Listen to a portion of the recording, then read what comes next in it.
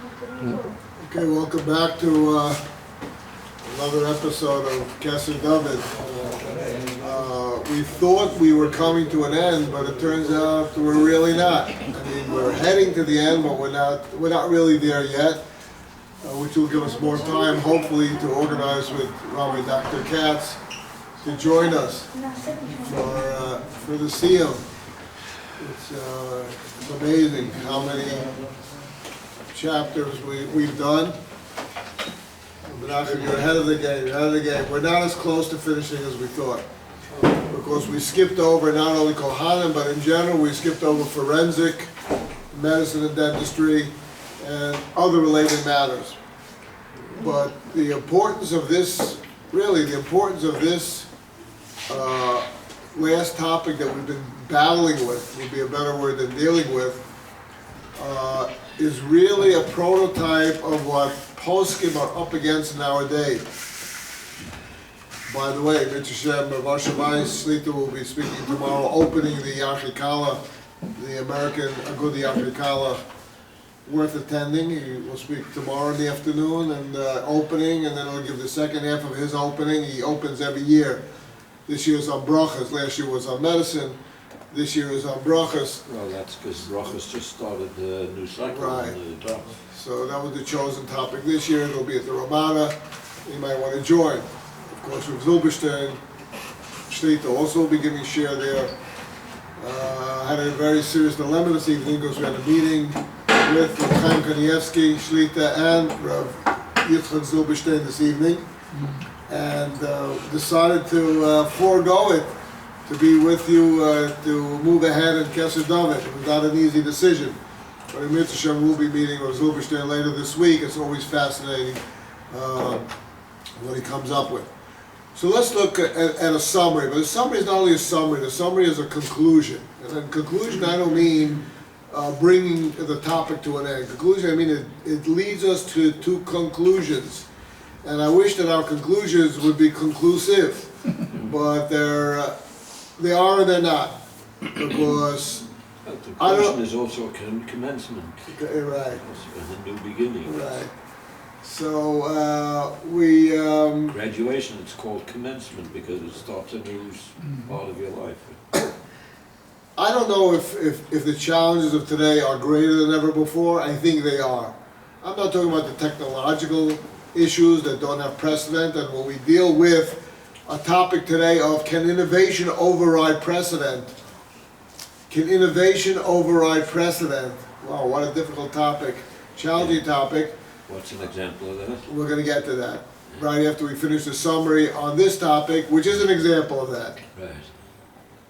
Can we innovatively come up with brilliant ideas? And we'll see we have 8 reasons why maybe a Kohen should be allowed to study medicine and dentistry.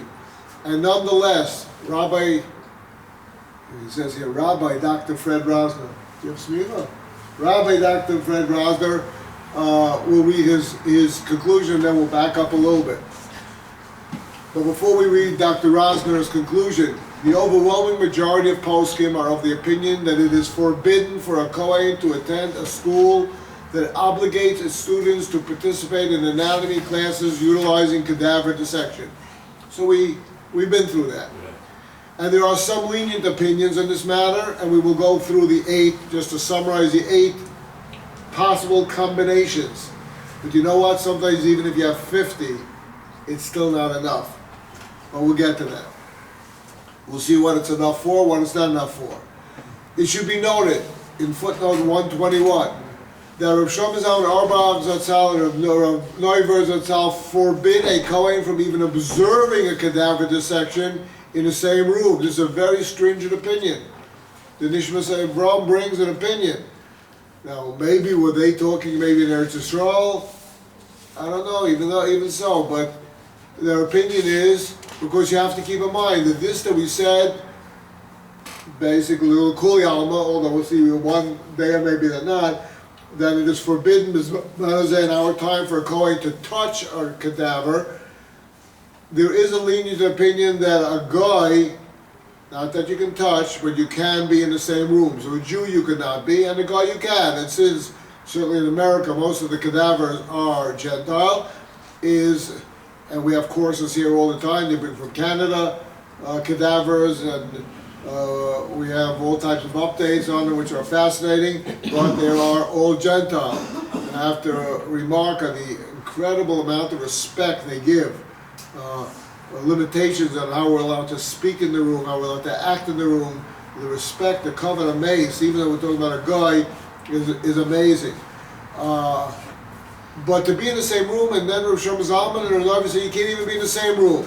Okay.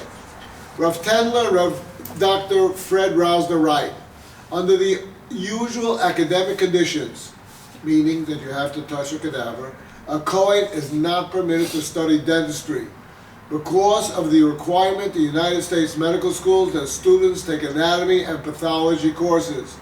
It is impossible for a Kohen to attend medical or dental school. That's Dr. Rosner's psak. If, however, a few lines later, and I would imagine that I almost can't see why not. I mean, I can see why the argument would be not to allow a student not to touch. And when I was in school, there were Kohanim who made every effort. The truth be said, that when they found out, I believe he was either left back or, in essence, dismissed, they wanted him to touch the cadaver. Is there a difference if you're wearing gloves? Let's see. If, however, the dental student can avoid actual dissection and attend only as an observer, and if his early dentistry training does not include a human skull with its dentition, then there may be dispensation for a Kohen starting dentistry. Because with medicine, it doesn't end there, and we won't go into, because he writes here, it's beyond the scope of this book, to bring up a topic that we did bring up, and Rav Asher Weiss Shlita was very strong about it. There are still endless issues of a Kohen being in a hospital where every day there are people who die, and he says clearly that a Kohen cannot work in such a hospital. Masha has a tshuva of right. Can a Kohen take a job in a hospital? Oh, he does. And what's his conclusion? Because there are always these corpses. And do you remember his conclusion? And it doesn't matter if it's a Jewish corpse or a non-Jewish corpse. Do you remember his conclusion? Corpse is a corpse. Okay. His conclusion is it's better not to. Better not to. Okay. We follow the lenient halachic ruling that a non-Jewish corpse does not convey ritual defilement to people in the same room. I want to stress we brought this. This is only because of the it's too much oil. Of medicine, of possible mitzvah of medicine, of possibly saving a life. But in general, we are machmer. A Kohen should not go if a Kohen is working in a Gentile firm and his partner passes away and he has to go to a Catholic or a Christian wake or sorts. From what we learned, from what I recall, we cannot be lenient. Here the leniency is because of looking for a way to study medicine. Unlike the physician, the dentist is not usually involved with the dying patient, death certificates, the mortuary etc., which pose seemingly insoluble problems to a physician who is a Kohen. What are the combination of leniencies that could possibly okay a Kohen to study medicine or dentistry? One, the position that the ban against defilement by Kohanim is not applicable nowadays. Certainly not the prevalent opinion. A Kohen, everybody's to me already? and we said, even though you told me already, it is compounded. It's not like once tell me, always tell me. Each and every time, the majority of poskim and the way we stand is it's an issue. Two, the opinion of some poskim that nowadays our Kohanim are considered Safek Kohanim, doubtful Kohen status. Here they're walking around talking how miyuchas they are, how they have a pedigree all the way back to Aaron a Kohen, and all of a sudden when they want to go to medical school, well maybe I'm not a Kohen. Since their genealogy is uncertain. The Gon's Kohen was Rappaport. He was right, and there are Rappaports that are not Kohen. Right. 3, the position of some Rishonim that a Gentile corpse does not convey defilement by touching. This is really an outside position. Okay, but we're saying again, we're talking now, svek. But you know what? On Shabbos, if you have a D'Rabbanan, it doesn't matter. It could be 20. You still can't do it. Unless it's for a sick person, tremendous pain, tremendous monetary loss. There are cases where you can, but in a regular situation, no. But there are those who want to argue that studying medicine is not a regular situation. 4, the position by some that the Kohen's obligation to avoid Tumah is rabbinic in our time, and that the study of medicine is a bona fide mitzvah of refuah and a fulfillment of the value of kavod habrios, respect for humanity, which can set aside rabbinic decrees.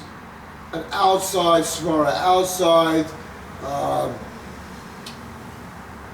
would you say, svara, logic, outside argument. Like Rabbi Tshuva says, you're not mechuyev to become a doctor. Right. But once you are a doctor, then you're mechuyev, then rapper you're rapper. Right.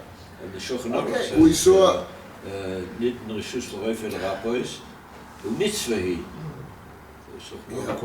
But not a chiyuv. So if it was a chiyuv, then maybe you could argue to put these things together. But there's no chiyuv. There's no obligation to become a doctor. We have rapper. Today's parsha. Oh, yeah. 2 weeks ago, Yes. we had the Parshas Boy. We had the Ki Ani Hashem Reifecha. 5, the position that potential saving of lives is also in the category of Pikuach Nefesh, even though it's not before us now, even if down the line. That's the Noidi Yehudos, as the Foneinu patient has to be. Why should I stress that in last year at the Yachikala, that, how far do you go? But just because a doctor somewhere, sometime, when you least expect it, he might be in a position where he might save a life, well, anybody might be in that position. 6. Rav Goren's disputed suggestion that I still do not understand, although last time somehow I tried to understand it, but the way it's worded here, my understanding falls to the wayside. Rav Goren's disputed suggested the wearing of a tummy metal object by an already tummy Kohen enables him to then touch a corpse, relying on the concepts of cherev, kechalal, ein tumah achar tumah, and tumah the chiburim. So a combination effect. My question was, and what permits the Kohen to put on this metal object? So I might be missing something here.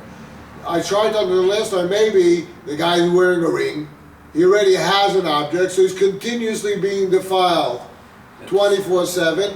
That's flying on an airplane now. They make the plane is made out of metal, but it's not made out of the metals of the metame. It's made out of aluminum.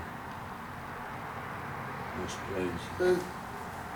Many Kohanim take the Sunday afternoon Newark flight because there are no Mason born on that flight, there are no corpses, and it does not fly over the Cholon cemetery as we mentioned in the past. 7.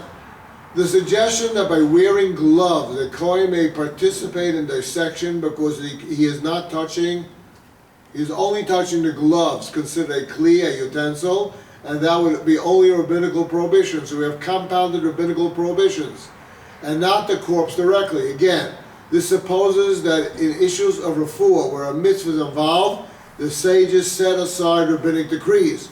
So we're making a lot of assumptions here. 8. The assertion that a combination of several of these possibilities is a valid application of the established halakhic mechanism of svek, sveka, legula. Or no, just because you have 10 svekas doesn't mean that you can be lenient.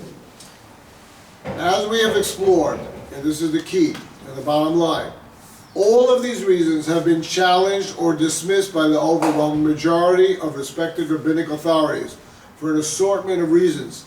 They have asserted that many of these concepts have been misinterpreted or misrepresented. In other words, if you take them one by one, it's impressive that you have 8 maybes, but if you take the maybes one by one, there's nothing.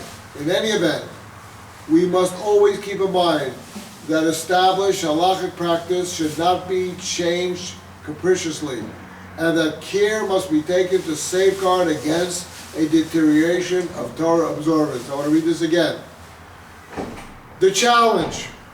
You know, I was at a meal with Rav Tendler where they served grasshoppers.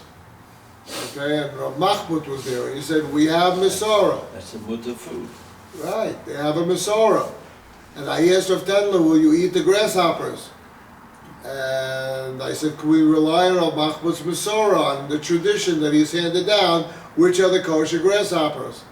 And he said, I don't know. Well, one thing I know, Masorah is not docha bal teshakzu, it's not for Shem. He said the Masorah, the tradition, can't allow you to do things that are disgusting. Okay, for us it's disgusting as Chinese eating brains out of a skull and snakes and cats. And scorpions and all sorts of And other scorpions. And the Chinese cannot understand how in the world we eat chickens. They think it's the most disgusting thing in the world that a person could eat a chicken. Okay, so there is a cultural factor, we will go to that. I, with tremendous hesitation, bring something that's not brought here, and maybe I shouldn't. But since I was personally involved in the event, it was eventually published in one of the volumes of Igros Moshe, what's called the new volumes of Igros Moshe, and that was regarding a Kohen marrying a divorcee. And may God protect me, but since it's in the Igros Moshe, I will cite it, and I don't know whether or not that can be pulled out of the sleeve as a game breaker. Rav Moshe said, and this is according to his grandson who compiled the posthumous volumes. He put them together, but the chuvas themselves are Rav Moshe's. And Rav Moshe told me directly, indirectly, I had a friend who was a Kohen who wanted to marry a divorcee, and I saw the letter. Rav Moshe said if I would have the strength, I would come be Masal the Kedushin for this quote-unquote Kohen. And of course I contested it. I thought this was crazy. And while I'm walking the street, Shalosh time on Shabbos, my friend says, oh, look who's across the street, Rav Tendler's grandson. So I went over to him and he invited me to his father, Rav Yaffa, to Shalosh Shudas. And he said, yes, I was there when Rav Moshe said it. And in the next volume, there'll be two chuvos, two responses on this very matter. And again, I'm going to say it a little bit cryptically, but he said, number one, and I always say, do you ever notice what a disproportionate amount of Kohanim, about Bali Chua Kohanim? Well, my argument is, yeah, a guy says, listen, if I'm a Yisrael, okay, I'll stay religious, but if I'm a Kohen, that's a real waste. So maybe the guy feels special, and so they're more inclined. Rav Moshe says no. Rav Moshe says that many of the Bali Tshuva, I'm just quoting what he said, it's in the Tshuva, that many Bali Tshuva fabricate, somewhere along the line it was fabricated that they're Kohanim. So that's the first something he said. And he was talking... You can look for the gene. Yeah, but that's not... We're going to talk about that when we get to forensic dentistry coming up, because one of the best sources of DNA is actually the human tooth, the pulp of the human tooth. And in 9/11, unfortunately, this was real, and unfortunately I was called to identify. The only way they could identify, everything was so burned that the only thing that basically was left was the teeth. And the number of teeth, which ones have fillings, there's a combination that's basically, and we'll see when we get to the chapter on forensic. But the second one is that it specifically says that children of Holocaust survivors... After 9/11, they identified the bodies by the teeth. Right, exactly. So I know this is going to stir a ruckus. Fortunately, nobody on the other end of the video can stone me, and I didn't say it. I'm only the messenger. Children of the Holocaust survivors, the mothers are b'chazaka, are, I would not say in English chazaka, are, it's fairly established that the children lose the status and rights of a Kohen. And so Moshe said, this is not something to publicize, but in cases where push comes to shove, as we'll see in the next chapter again. I'm a child of a Holocaust survivor, but I'm not a Kohen. Right. I'm a child also, and I'm not a Kohen either, although there are stern Kohanim. But he says the combination of these two, as we'll see, we'll read Rav Moshe's quote in the next chapter of when it comes to issues like that, it is something one could rely on. Would that be an added leniency when a Kohen, I always say today, there's only one reason to become a doctor today. And that is you get up in the morning and you can't imagine doing anything else in life. So what do you do? I'm going down a case where a kid, he just was born to be a doctor, and he would basically commit suicide if he didn't. Well, that may not be enough. But in such a case where the kid is so driven, can you combine his leniencies? And if this kid was his father was about tshuva, and his mother went through the Holocaust, would that be an added leniency? I'm not the one to ask. And in fact, as we'll see, of course, because of the sensitivity of these subjects, one really needs to discuss it with a competent rabbi. Let's go on. You know, Moshe Tikal, for many years, was a Kohen. He thought he was a Kohen? He even he did pidyon on both Dovid and his son Nehemiah, and then they had to do it again when he found out he wasn't. Well, there was a going around a few years ago about this guy who discovered. No, he visited. There was something on the kever that indicated, not that he was Levi, Right. but something on the kever indicate of a parent that he couldn't possibly be a Kohen. Wow. He didn't have the hand sign on the cover. Yeah. Well, that's I was in Warsaw last week, and all of the monuments of Kohanim, you see the right. Yeah. the interesting child I saw this week. I think the column of Rebbe is talking about who brings a shiloh. If a Kohen whose fingers are fused, can he go up to Duchen or not? Because the bracha comes from between. Besides the mum, you would have to cover it up with a talus today. Anyway, interesting question.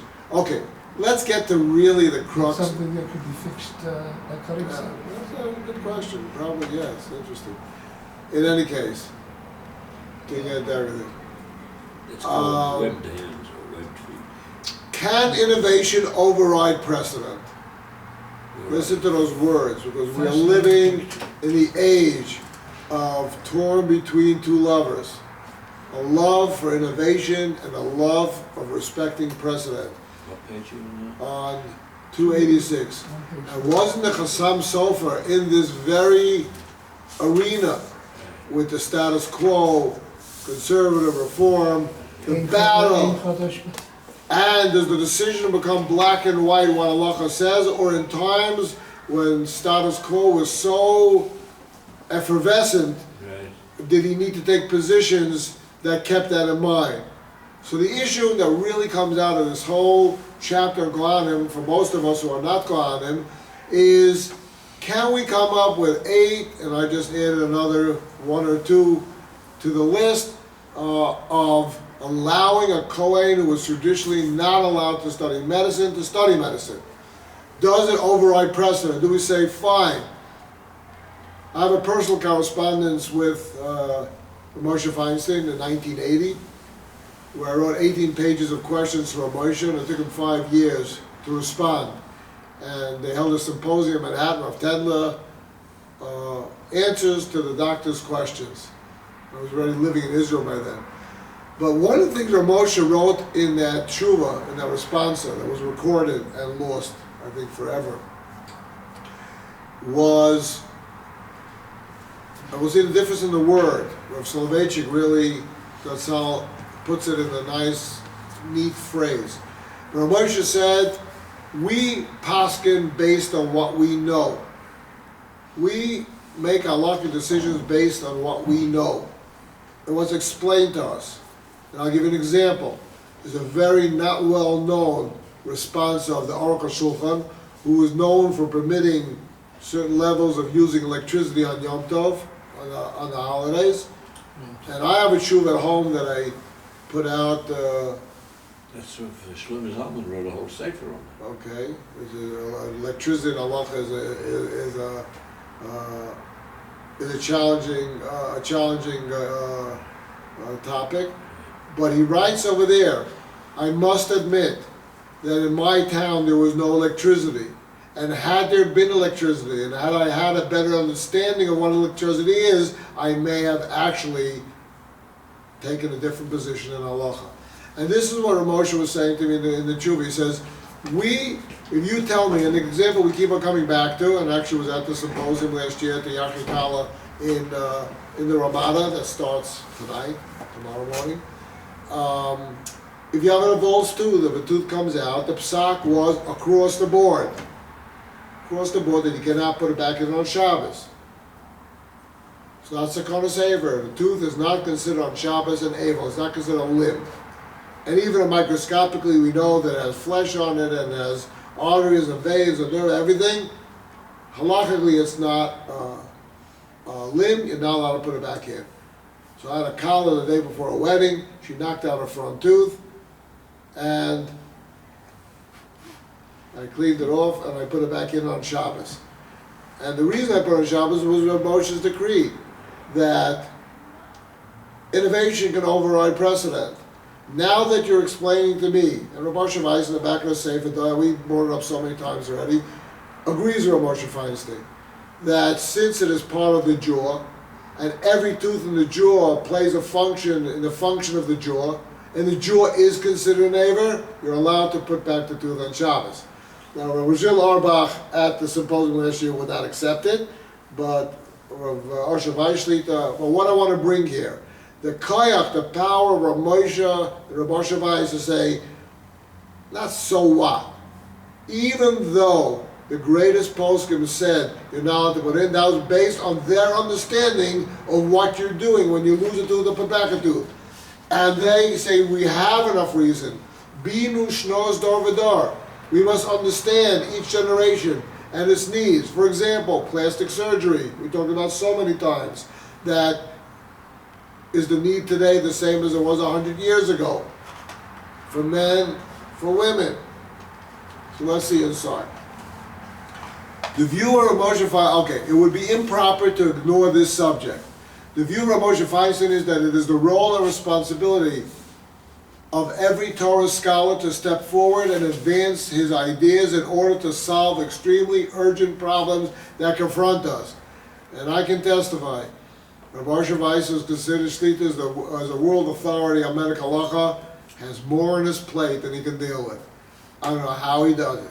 I mean, the thought that has to go in, like the Ramban writes in Shabbos, it's almost impossible to compare one thing to the other, because on one hand, on the other hand, you got a fiddler on the roof, on one hand, on the other hand, and you're torn between the one hands and the other hands.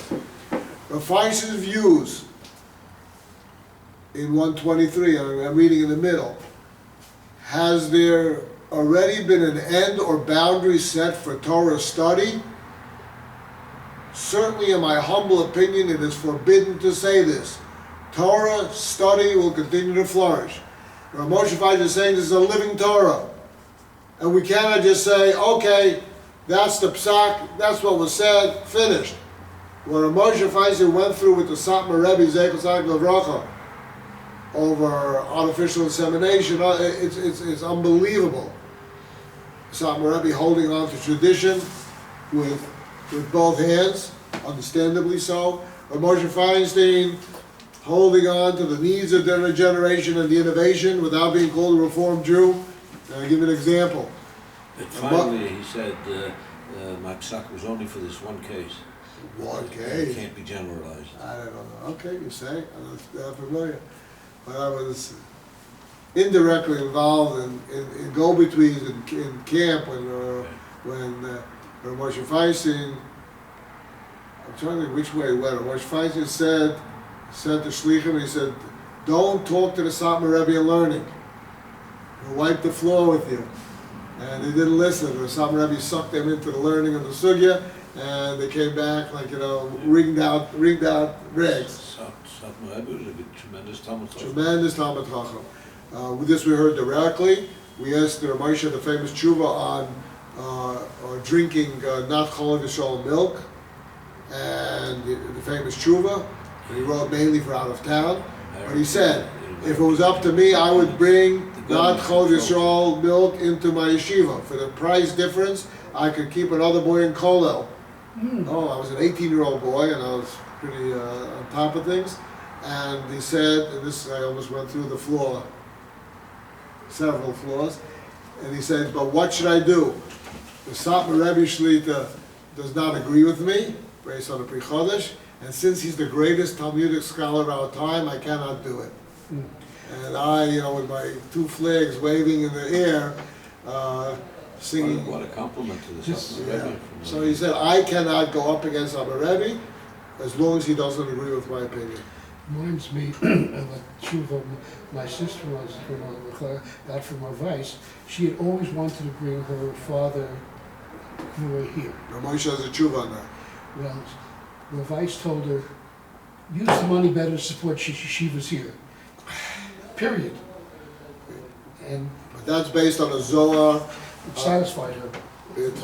So they were being diplomatic, because the psak really is based on a Zohar that says, Lo setamus arsi. It says, woe to the person whose soul leaves in the diaspora and he's brought here to bury. When you were alive, you didn't come, now you come. So Moshe has a tshuva, Rav Yosef has a tshuva, they want to bring Montefiori's bones. But there's a loophole in the Zohar.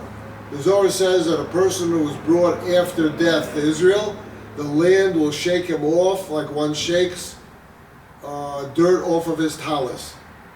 And what's the loophole of the talus? Unless he had an attraction, a love, a longing to come to Israel. The people have good reasons why they can't come. They may be financial, they may be social, they may be psychological. But were you dying to come? Literally. And so Mandel's makes a living, and the heter basically is. But I've been involved in several cases where Gedalia Dar gave all kinds of side answers, but really it stemmed from the main answer, which was that a person who did not come in his lifetime, it's preferable not to bring him after death. However, if he was truly an Oiv Eretz Yisrael, then it is more to, and they brought, who was a big Oiv Yisrael, the Montefiore. But let's read on. Rav Hershel Schachter, ourselves, obviously like a halacha, we got to rise to the Sabot to be B'chal Shabbos, you have to do it, of course not. Rav Hershel Schachter elaborated at the Council of American Convention. He stated that all rules which seem to prohibit a lesser and later court from ruling against a greater and early court do not apply to understanding halacha, but rather apply only to rescinding a takana. If an edict was made, then this principle holds that unless they're greater in number or in wisdom. But that's all talking about where they made a decree. But in understanding halacha, a Bezdin can come and say, or a Gadol today can say, wow, based on what the engineers and the physicists and the doctors explained to me, how they're understanding today. I'll give an example that came up last year at the Afrikala in the Ramada. They now can make meat. They can now make meat. From muscle cells. No, they can take a cell and they can make artificial meat. But Is it that is basar. Because they have this fake, the very, very popular now, these fake meats. No, this is they can use stem cells or something like that, and they can actually generate meat. Is it fleshing?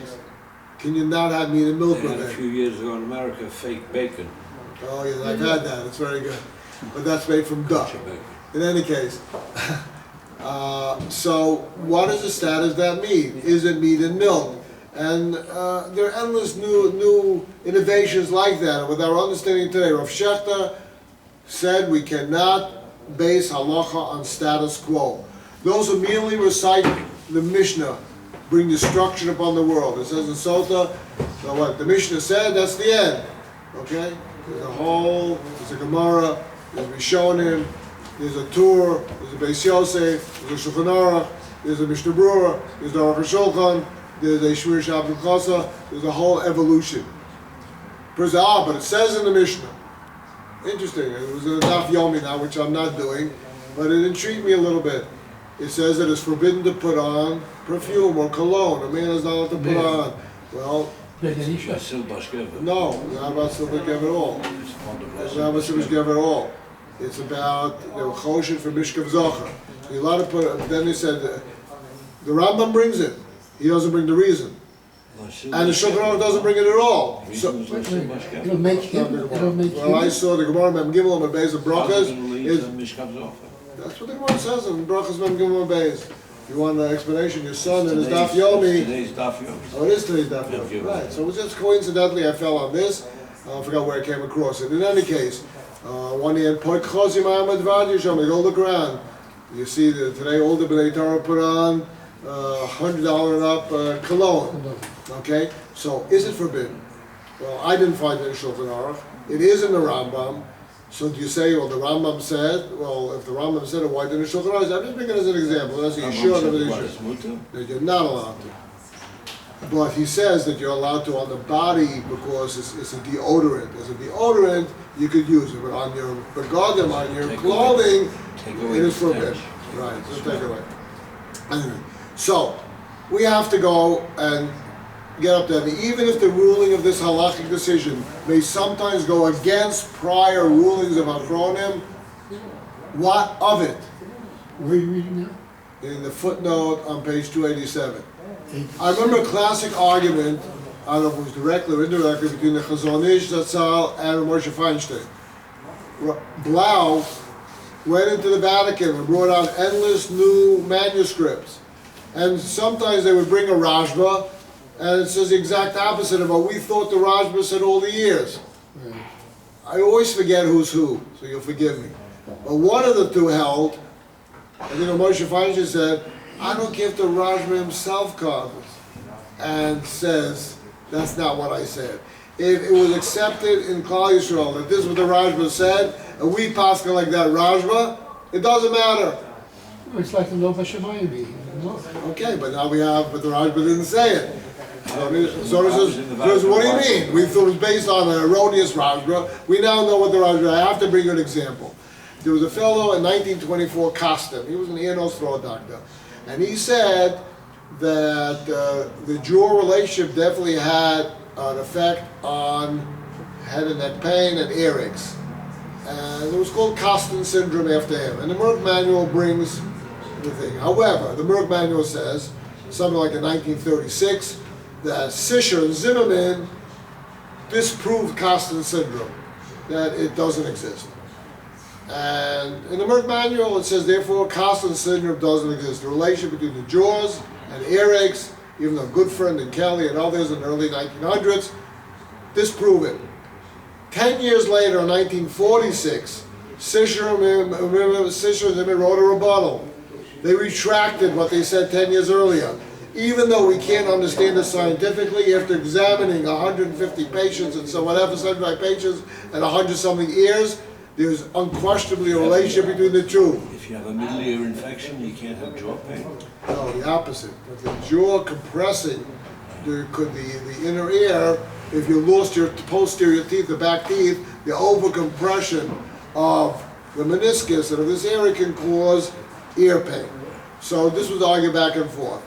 So Sisher Zimmerman retracted. They said it does exist.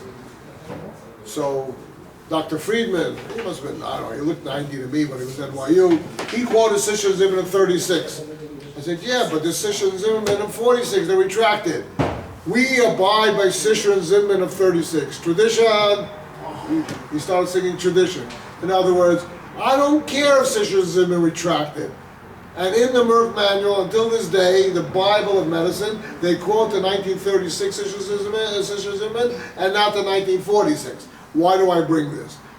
This is an ongoing tension between the traditionalists who say that's the way Sisher Zimmerman decided. And I don't care if Sisher Zimmerman themselves come and retract. So, You can always find mistakes. right, Ramosha holds, All the so on. Rambams, including the Frankel Rambam, Oh. have Isha Nickness and Kesser. Great example. Great example. Right, and Kesser and Stahl, they say. In any case, Ramosha held, well, there was more in, Bimater Agunos. I was in the Vatican, they showed me a manuscript which says, Shloshton min ha-Torah. So, all three ways of being kind of a woman, only the rise, Okay, according to this manuscript that they showed me. really? Yeah, Benny Blech Well, that's was part of the delegation, and he jumped up and joined. In any case, Ramosha is definitive. there is room for change. Pinush knows Dovid, what are the needs of the times, if you can substantiate it. We too are definitely obligated to rule with innovation when it appears to us that we can be permissive.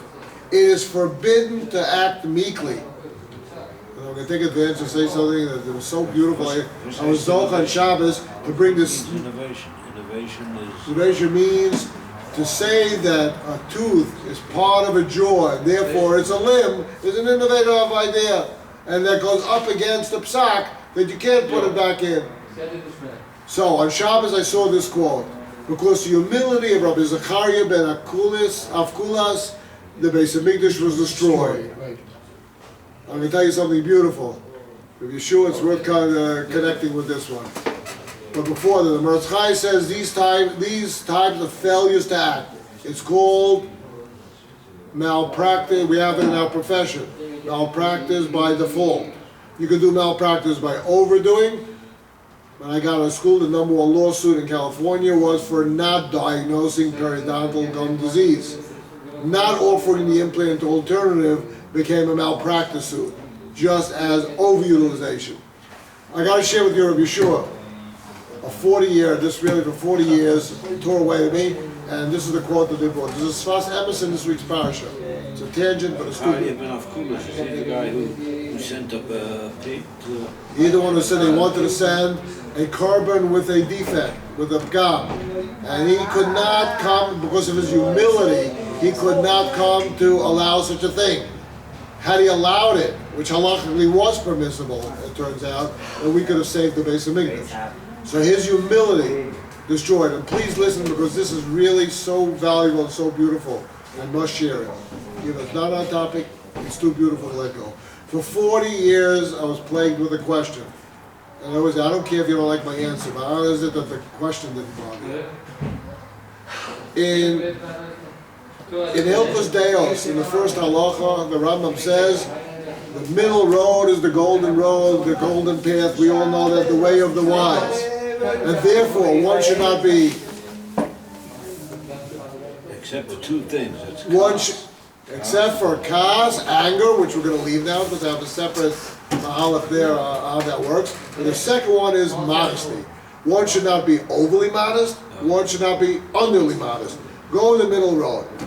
What are we going to do? And this is the classic example. So in chapter 2 he says, and then there are midos, there are traits one should not go in the middle, one should go to the extreme. Have a ma'od moshvar ruach. One must be modest, like Moshe Rabbeinu, to the very end. So the Rambam in Shmona Prakim delineates the spectrum of all midos, of too much, too little, overspending, stingy, go in the middle.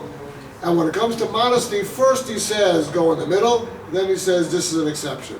And my question was, okay, it's an exception, but so why do you bring it as the classic example? So you have a shortage of examples, you go and bring as your cardinal example that which is the exception. It says in this week's Parsha Sfas Emes in Tov Reish Lamed Beis 32. 462. He says that Yisro, which means extra, unnecessary. Not unnecessary. Well, that's one answer. But Sfas Emes says that Yisro got his name because he said on himself, I am unnecessary. I'm a nothing, I'm a nobody. So, he was a nothing and nobody all his life. What changed when he became Jewish? He said, I'll tell you what changed. So the Toldos Yaakov Yosef, who was originally one of the biggest misnagdim, anti-Hasidim, became one of the biggest disciples of the Baal Shem Tov. He says, I heard from the Baal Shem Tov that one of the most dangerous things that a person could do is to be over humble, to feel like he's a nothing and a nobody. Rav Nachman of Breslov says that a person who walks around all day feels like he's a nothing and a nobody will become a nothing and a nobody. He says, what's with the Rambam? The Rambam says that you should go to the extreme. So he says over in Baal Shem Tov, let me explain it to you. And I'll proceed with something else. I was once with a Spinker Rebbe, Zechazar Baruch of Kahana from Yerushalayim. There's a Spinker in Bnei Brak, Spinker in America, but a Spinker in Yerushalayim. And he said in Parshat Vayigash, he said that it's nothing for a poor man to be mistapik mamur. For a poor person to make do with what he has is not a big deal. He doesn't have. To be mistapik mamur, to make do what you have, is over the wealthy man, like Yudah Nossi, who could put tongue and could put all the delicacies on the table, and he made do with minimum. So to him. He said, when Yisro, so the Sfas Emes is saying, when Yisro was a guy, Taka wasn't nothing to nobody. But when he became a Jew, and the Nefesh Chaim explains, he doesn't bring Nefesh Chaim, that a Jew runs all the world, the entire universe is run by a Jew, and a person with each mitzvah, what he can perform, no malach can do, is when a Jew of Yeshua realizes his power, is if the world was created only for me, it was worth it. So on one hand, the Jew has to feel like he's a nothing and a nobody. On the other, he has to feel like he's the greatest thing that ever happened. And the both to Bishvili Nevarro. Each mitzvah he gets a malach. Each mitzvah he gets a malach and all the malach and whatever. So what's going on here? So the answer is that in modesty, the Sforno says in the first pasuk in Re'eh, he says basically there's nothing uglier than the middle. But also my antennas went up when I saw that years ago. Until I saw the Kol Yehuda on the... Well, that was what I would think. The Kol Yehuda in Sefer Kuzari says that's not against the Rambam. The Rambam says you should choose the middle road. But in that middle road, there's nothing more disgusting than mediocrity. You got to be the best on that middle road. Don't go to this extreme, don't go to that extreme. But in the middle road, you be the best. Says the Rosner, of course you take the middle road. In that middle road, you got to be the best on the middle road. My teacher, Dr. Dick Barnes, used to always say, if you got to do patches for a patient because they don't have money, give them the best patches in the world. You're going to patch them up, give them the best patches in the world. That's what he used to say. So, says the Tolz Yaakov Yosef, since, and the Babich Rebbe, Zechon Tzaddik used to say that a person has two pockets. In one pocket, Anochi off of Abraham, and nothing and a nobody. In the other pocket, on the greatest thing that ever happened. And a balance between the two. Said Rabbi Yaakov Emden, a person has two eyes. With one eye he sees nothing and nobody. With the other eye he sees, if the whole world was made for me, it was worth it. That's why we have two eyes. Says the Tolz Yaakov Yosef, the middle road, the way you end up being the middle in modesty is by middle. He says, and he quotes the Rambam, goes on to say, interesting, like Shlomo Melch said, Pales drochecha, level your midos, level your, in other words, like a seesaw. You don't have to sit in the middle of the seesaw. But if you put a balance to the seesaw, you'll end up with a seesaw that's balanced in the middle. And therefore, since a Jew has to believe there's a nothing and a nobody, and a Jew has to believe there's the greatest thing that ever happened, by believing these two things, he ends up in a moderation, in a blend between the two. This brought me tremendous simcha. In other words, it helped explain the Rambam, first of all, and it helped explain what seems to be two different things that you have to believe. No more, no less. This morning, I do Mishnayos. Different Mishnayos. Chaim Kanievsky says, you should, if you have having a challenge in life, you should learn the sugyas of that thing. You're having problems with authorities, he says, learn Eruvin. You're having problems, he says, if you're having problems with, I don't know, your eyesight, he says, you should learn Nagoyim, the Seches Nagoyim. So I was learning, I opened up my Mishnayos Nagoyim, Perek Beis, I think Halacha Gimel, if I'm not mistaken. And he says, unbelievable, I'm blown away. He says, a Kohen who has only one eye is not allowed to make the call if the nega on the wall is tar or tummy, is pure or not. I said, this is the answer. If he only has the eye that says no good, but he doesn't have the eye that says the greatest thing, if he doesn't have that balance and he has only one eye, if he can only see the bad come to it, then he can't make the call. To make the call, you have to have both eyes, you have to have the moderation that comes not from being mediocre, but from being balanced. That's why the Pasuk says, Chol Einei Ma'av. Hey, that's the deal. From A&A, there's a concept. Okay, a thought I share with you. To me, it was a wonderful thing. So here we need the balance too. The humility of Kulas without having your Moshe Feinstein. How could you sit on the side? Moshe Feinstein didn't know who he was. Chazonish didn't know who he was. Moshe Rabbeinu didn't know who he was. They knew they were the greatest people of our generation. But they felt they could have been much more with the gift they were given. So So who are you, Rav Zcharia? I can't permit such a thing. These types of failures to act, said the Maratz Chayes, the rabbis thought Rav Zcharia was not proper. Because of his great modesty, he was afraid that other rabbis would accuse him. He did not think of himself as great enough, and this brought to a horrible destruction. I used to have heard several times from Shlomo Fisher, Shlita, you should have before Shlema, Dovid Yoinison, and Dvara, before Shlema. He used to say, it says in Avos Rabbeinu Nosson, which it says that a tzaddik is like a kosher fish. What do you mean a tzaddik is like a kosher fish? You eat him at Shalshudas? So a tzaddik like a kosher fish. So he brought Avos Rabbeinu Nosson. How can you tell one of the siman and the signs of a kosher fish? He said a kosher fish, or a non-kosher fish, only flows with the stream. But trout, for example, if you go up to the banyas, they flow with the stream and against the stream. Salmon are famous for going against the stream. So he says to be a tzaddik, sometimes you have to go against the stream also. He says that's the sign of a tzaddik. Independence and innovation, when proper and called for, are necessary to bring out the truth of the Torah and are the hallmarks of the halachic process. We're going to step on it with 10 minutes. We'd like to finish this chapter and go on to forensics. So I'm going to shoot. The three primary factors in tradition: legal sources in halacha, legal sources, precedent, and relevant halachic ethos. This is not to say that an established practice can never be altered. It must be assumed, however, that normative practice reflects a baseline truth. Yerushalmi says, go see how the people are doing it. Now, does it mean because they're talking during Kriyas Torah, during the reading of the Torah, that's real? No. But it's a starting point. Because if they're doing it, there's usually good reason. That must be grappled when innovations are suggested. Great caution must be employed before altering Mesoras Yisrael, tradition. Sensitive to the broader context of Torah values beyond specific legal dictates. What are the ramifications?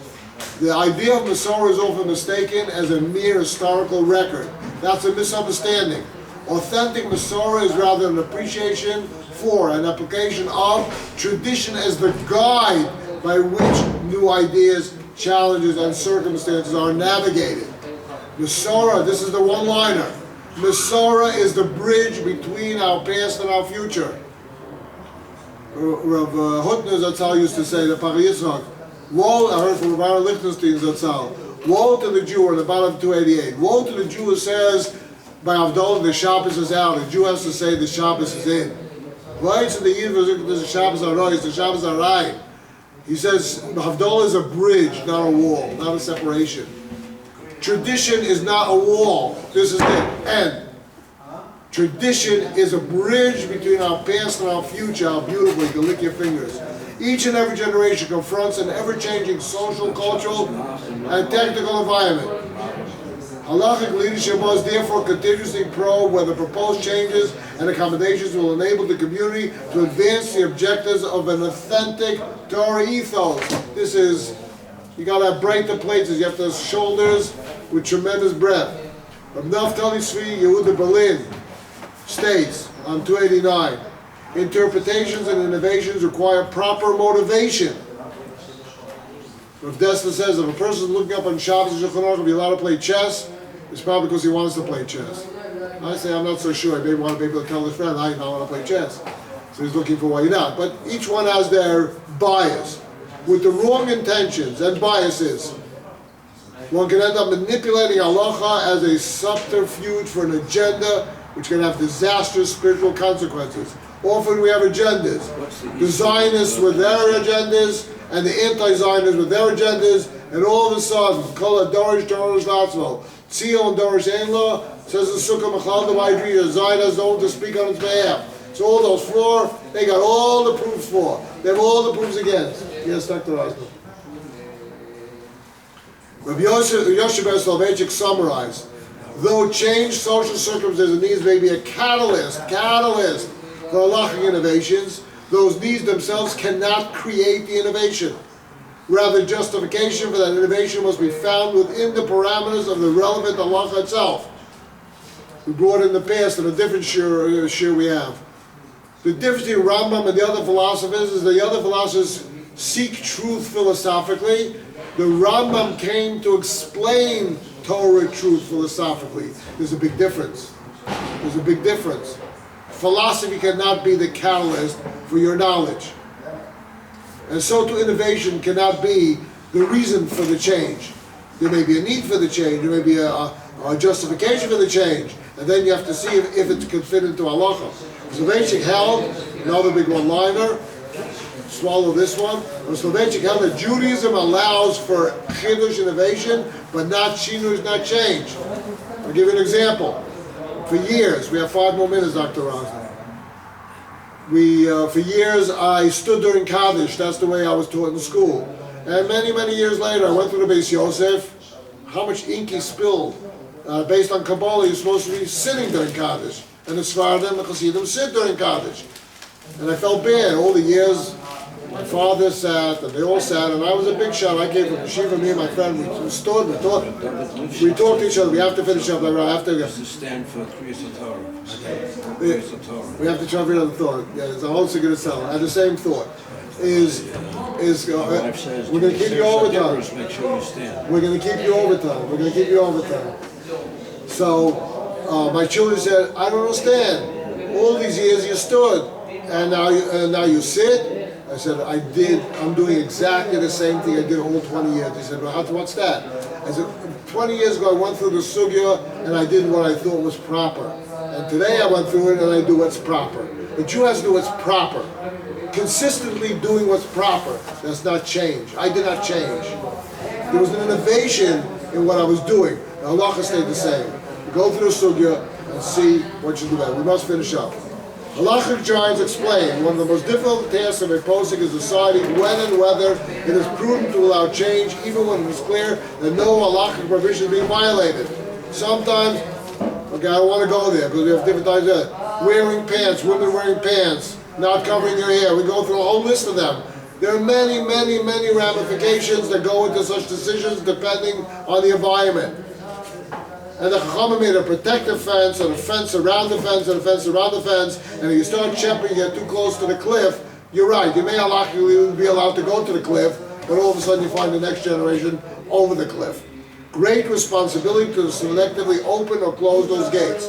So, beyond whether a Kohen could go to medical school or not, is the sensitivity we've been grappling with throughout this Sefer, of the poskim will have to take the responsibility of where to draw the line.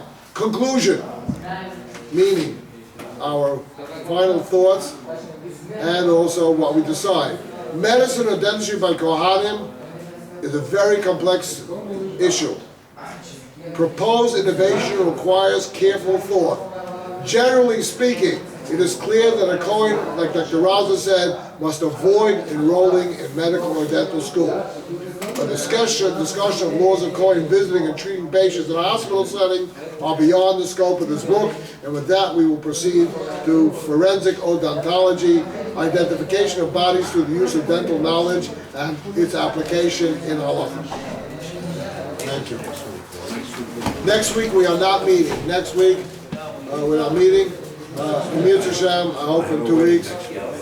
Stay tuned.